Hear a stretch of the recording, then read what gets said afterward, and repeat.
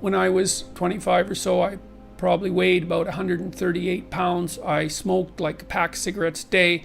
I drank tremendous amount of alcohol. I was from northern Alberta, this rough little town up in northern Alberta called Fairview, and there were long winters there, and my friends were heavy drinkers, and most of them dropped out of school by the time they were 15 or 16, went off to work on the oil rigs, and it was a rough town, and we drank a lot. And I started when I was 14, and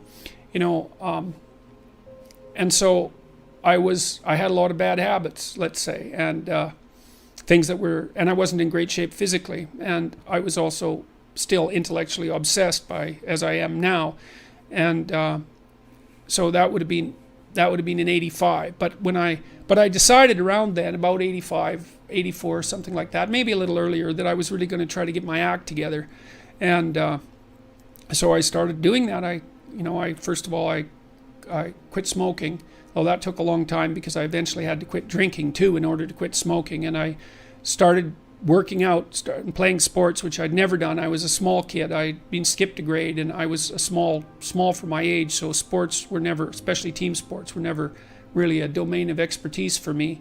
Although I skied and went trapping with my dad, and went cross-country skiing and camping and all that. So, but when I went to graduate school, I started swimming.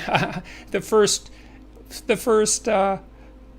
physical exercise routine I did, I enrolled in a swimsercise course, I think it was called. So it was me and this like really overweight kid, and like these 60-year-old women and men, they could out exercise me like mad. It was really embarrassing. Me and the overweight kid, we'd be just panting ourselves 3/4 to death at the end of the bloody workout, and these 60-year-old women who weren't in great shape were like chatting away as if nothing was going on at all in the pool. So that was quite embarrassing, and as was going to the weight room, because when I started I could barely bench press 75 pounds, and people used to keep coming over and helping me, which was the last thing I bloody well wanted, but certainly needed. And I got to the point where I could bench press 225 pounds. I think that was the best I did, and I gained about 30 pounds of muscle in a year and a half.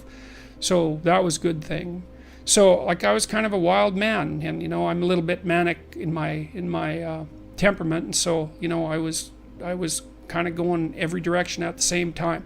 So, and I don't regret that. I had a fine time when I was a kid, but I needed really to get disciplined, and I had to do it because I was working on these hard problems that I've been discussing with all of you, and I've been working on them really obsessively since I was probably about 18, maybe even earlier than that, and got to the point around 25 when I was in graduate school trying to get my PhD, so doing all my research. Like I published 15 papers by the time I graduated with my PhD, which was I think by a fairly large measure the most papers that any graduate student at that time had ever published at McGill. I think that's right. It might have been twice as many, or maybe twice as many, maybe even 3 times as many.